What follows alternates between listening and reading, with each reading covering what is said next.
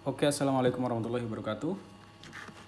Baik teman-teman, saya ingin sharing servis handphone yang baru saja saya lakukan dan hasilnya seperti ini. Jadi yang pertama-tama, permasalahan dari handphone saya itu LCD-nya pecah, retak seperti ini. Wah, retak ini nggak tahu ini jatuh atau ya, yang jelas ini jatuh ya.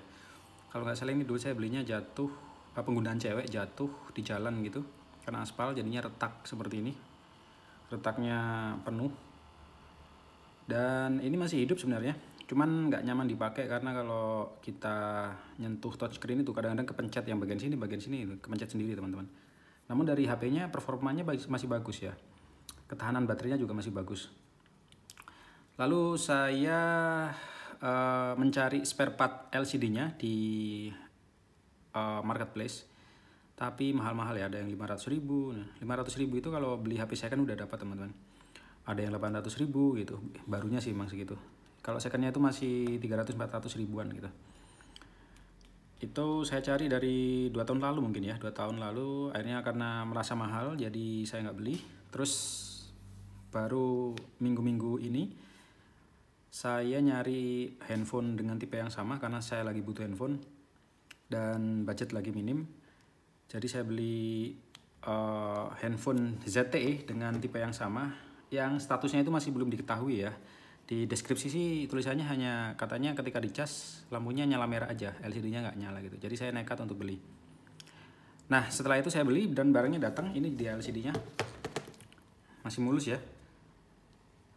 Terus tadi saya cas juga gitu, ternyata memang ketika dinyalakan, ketika dia dicas lampunya cuma nyala merah gitu, tapi LCD-nya nggak nyala, masih blank.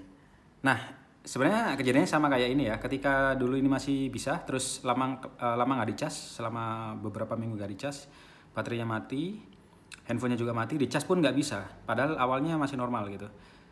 Jadi ini karena udah kehabisan baterai, mungkin saking habisnya sampai minus ya, jadinya nggak bisa dicas. Nah saya pernah nemu cara untuk mengantisipasi itu ya, meskipun nggak bisa dicas ya.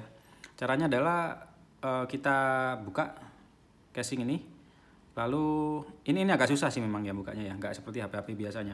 Jadi singkatnya kita buka casing ini, lalu konektor baterainya kita cabut, lalu kita pasang lagi, lalu dicas dan nyala kayak gitu. Nah ini saya lakukan di HP yang sama, ternyata setelah saya coba nggak nyala, tetap nggak nyala. Nah setelah saya sentuh, ternyata di bagian sininya panas. Kemungkinan bagian PCB-nya itu udah ada masalah ya, terutama di bagian sini gitu. Akhirnya saya kanibal, saya ganti dengan part saya yang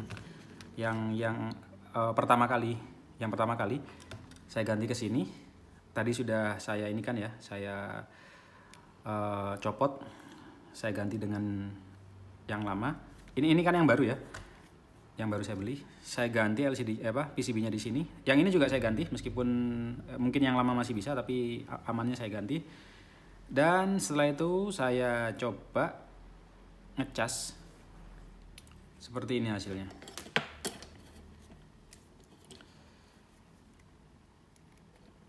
Oke, coba lihat ya, ini nyala merah.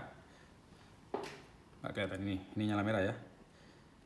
Nah, udah nyala teman-teman. Ini kalian tahu berapa saya beli HP ini? Untuk yang retak tadi belinya kalau nggak salah 200.000. Sedangkan untuk yang, nah bisa ya. Sedangkan untuk yang kedua yang barusan saya beli ini harganya 75.000. Aslinya sih 100.000 berapa gitu. Atau 100.000 pas ya. Saya tawar jadi 75 dan bisa. Dan boleh. Ini dia sudah bisa. Coba kita nyalakan ya. Ini sebenarnya nggak bagus sih kita nyalakan, tapi nggak apa-apa, kita coba aja. Kita nyalakan. Oke, ini udah mulai nyala. Ini memang agak lama teman-teman.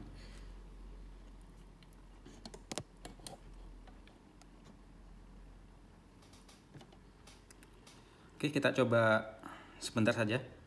Nanti kita matikan lagi, lalu kita rapikan dan kita bungkus, lalu kita pakai handphonenya. Nah, ternyata bisa teman-teman. Nah, saya nggak tahu juga ini touchscreen-nya masih bagus atau enggak ya. Siapa tahu ketika dia di scroll gini ternyata nggak bisa gitu kan.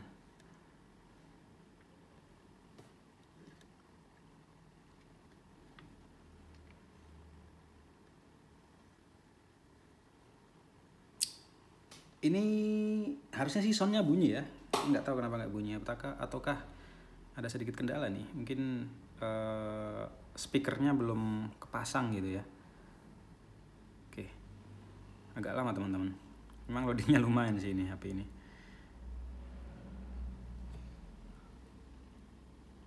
Nah ini dia, baterai low tapi dia nggak ngecas. Tadi ngecas sih tapi nggak apa-apa ya, nanti aja kita ini kan agak susah soalnya megangnya. Oke, ini passwordnya teman-teman, ini saya sembunyikan dulu. Gimana nih? Nah ginilah ya. Hehehe, gimana nih biar passwordnya nggak kelihatan? Nah ini ya. Oke, nah ternyata udah bisa teman-teman, ternyata enak juga dipakai. Coba saya buka YouTube.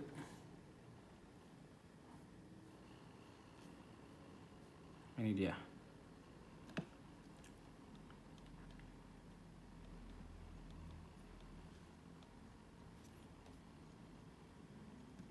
Ini saya ngecasnya di laptop ya. Laptop itu ampere USB-nya kecil, jadinya dia memang gak bagus ya untuk ngecas ini. Akan memakan waktu yang lama. Tapi ini kenapa saya masih penasaran kenapa dia nggak bisa ngecas. Padahal tadi bisa teman-teman.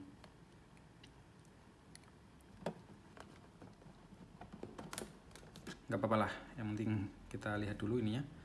Kalau nanti ada masalah kalau kita otak-atik yang bagian sini. Nah ini dia YouTube-nya. Coba saya, wow, kita back dulu. Oke, kepencet kayaknya.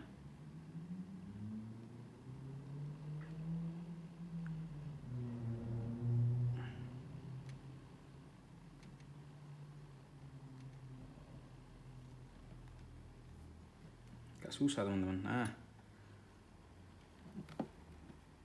kita nyalakan.